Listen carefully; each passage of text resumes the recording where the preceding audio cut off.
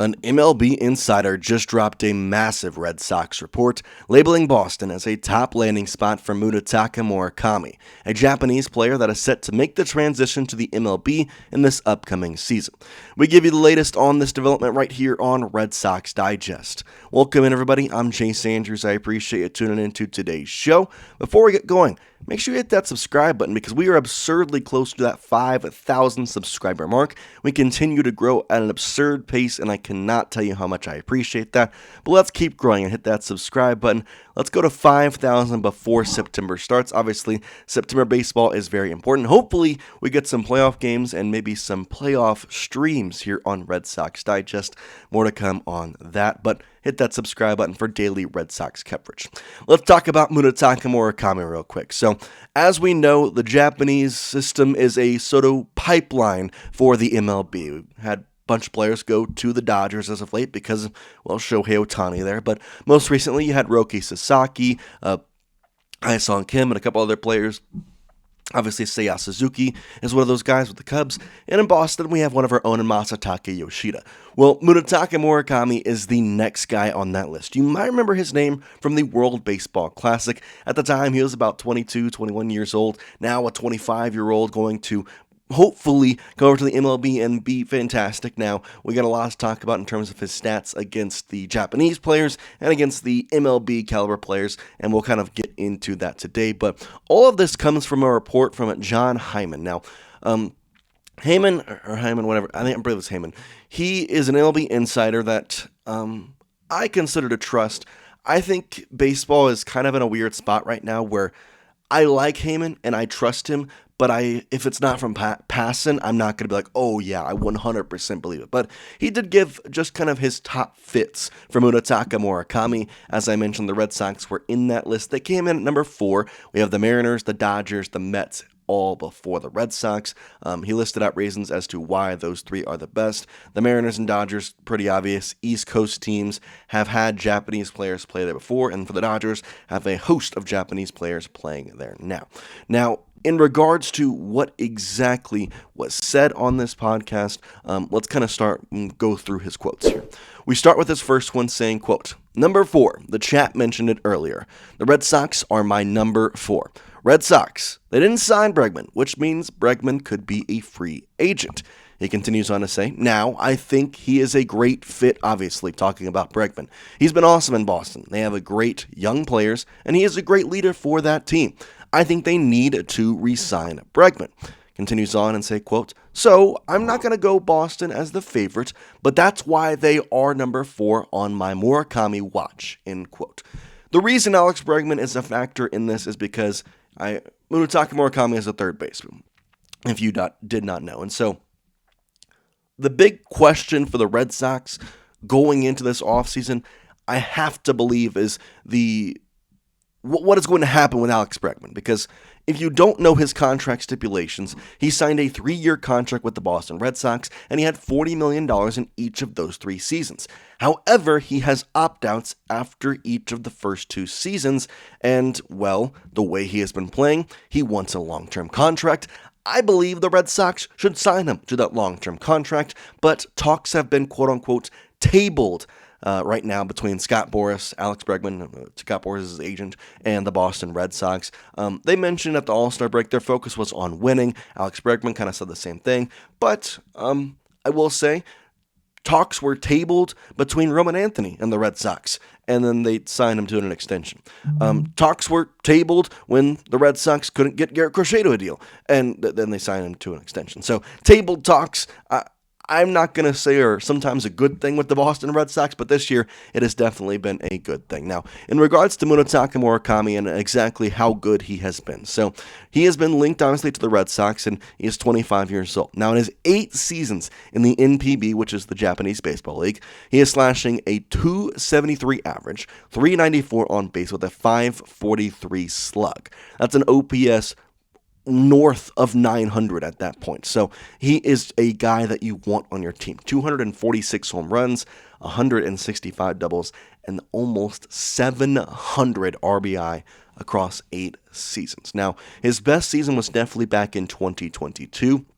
That was, of course, after the World Baseball Classic, in which he didn't exactly perform that well. But here's kind of his entire statistic sheet. If you want to kind of pause it right here, look at it. I'll kind of go through a couple of specific seasons that I really liked. Kind of going back to that 2022 season, a 318 average, a 458 on base percentage. 458. He was getting on base half of the time. I mean, Rowan Anthony, who is literally one of the best guys at getting on base, is not even putting it close to that clip. I mean, he's around the 400 mark. 710 slug, which means his OPS was 1.168 for 141 games.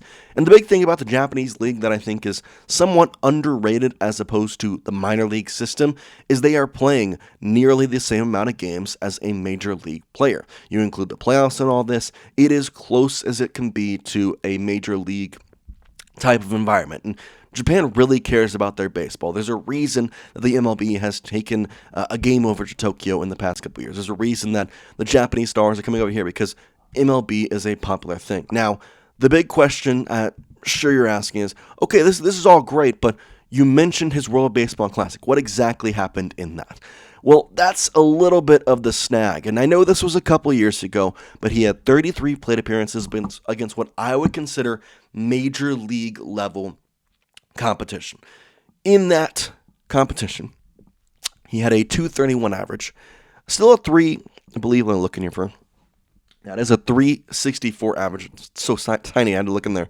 A 462 slug, which has an OPS still north of 800. So it's not a bad thing because when he was hitting the ball, he was getting some extra base hits. Out of his 6 hits, 3 were doubles, 1 was a homer. So that means 2 of them were singles. But 6 hits in 33 plate appearances, 26 ABs. He was walking, had 6 walks, but he also struck out 13 times. So you're talking out of the 26 actual at-bats that did not end up in walks, he struck out half of the time.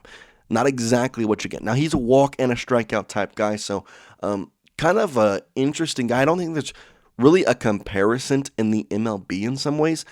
I'd almost compare him to Roman Anthony. I know that it's hard to compare somebody who's 25 years old to a guy who's 21 years old, but if you've watched Roman Anthony for the entire season, which I assume you have at this point, he is definitely a guy who walks a lot, but he also can strike out. I mean, last night, 3 strikeouts at the plate? So it's kind of the give or take with him, but it's similar to Murakami. He is going to strike out a decent amount, but he's going to also slash that ball out. Now, if we're looking at his MVP batting percentiles, and this is the Baseball Savant type page, it is red all over. His batting WAR, as I mentioned, 22 was his best season, having an 11 batting WAR, a WRC plus of 228, and on base percentage 458. And it's not really gone down that much. I mean, definitely 2022 is hard to live up to. He had over 612 plate appearances, and 2023, 2024, not great in terms of when you're comparing him to 2022, but fantastic when you're comparing it to the rest of the MPB. And when you look at each other, they're very, very good. His walk percentage also went back up in this past 2024 season to a 17.2% after dropping to a measly 15.1, which, by the way, I believe the walk rate in the MLB is 7%, if that. So very, very good. So Murakami is obviously a very good player, but again, he plays third base. And so the real question is, can the Red Sox sign back Alex Bregman? Because I don't know about you, and you can leave your opinion in the comment section. I would certainly rather have Alex Bregman, an established player already in the MLB, a veteran presence in the clubhouse that has already shown leadership tactics with Roman Anthony, Marcelo Meyer, even Christian Campbell. And Christian Campbell was up, by the way. Bring him back up, Craig. But he is a guy that I trust more to have success on the field, off the field, and with the organization than bringing in Munetaka Murakami, who I believe is going to be an MLB player. I believe is going to be an MLB star. I wouldn't go to superstar level, but he is going to be an MLB star. I just don't know how quickly that is going to happen. And for the Red Sox, quote-unquote, timeline, they have Roman Anthony for the next 8 years. They have Garrett Crochet for the next 6 years. They have Christian Campbell for the next 6 years. I know that KC is not up right now, but I'm throwing him out there just because of the control they have on him. They have Willie Abreu for the next 4 years. Willie Abreu for the next 4 years. My point is this. The Red Sox are, yes, in a win-now window for what they have at their system at the moment. but they are also set up for long-term success. And while Munetaka Murakami can kind of fit both of those, if you can sign Alex Bregman to a 6-7 year deal, where, again, he would go to, his age 37, 38 season by that point, I'm okay with it. Front load that contract if you need it to. He wants a long-term financial goal. He wants to stay in one place. He wants to be financially stable. Who wouldn't? Who wouldn't? And so with Alex Bregman, I do kind of want to end the video with this. We got a prediction from CBS Sports about what happens with Alex Bregman. Here it is. Quote, Bregman opts out and eventually agrees to a new long-term contract with the Red Sox. He's a Boras client, so expect Bregman to see what's available in free agent, but I get the sense both sides are motivated to stay together. Boston's cheap and excellent young core makes it easy to fit a new contract for Bregman into ownership's not as ample as it should be budget, end quote. Which, a couple of things to mention there. The fact that the Boston Red Sox budget is labeled as not as ample is a disgrace. This team is the founding form of the MLB and should be given whatever it needs to succeed, but John Henry has now just lost interest in baseball. All of a sudden, I hope they make right and sign Alex Bregman, because I truly do think if you lose Alex Bregman, there's going to be a lot of unhappy people, and you don't want to do that, especially for, after the whole Rafael Devers situation, whether you think he was, being a priss about it or not. Alex Bregman was brought in to play second base. He played third base, and Rafael Devers ended up leaving. Keep Alex Bregman now. If you're going to do that, you have to keep Alex Bregman. And if you don't, well, I guess Munetaka Murakami is out there and available.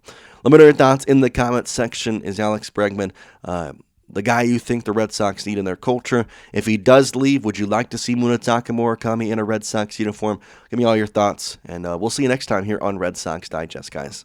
Peace out.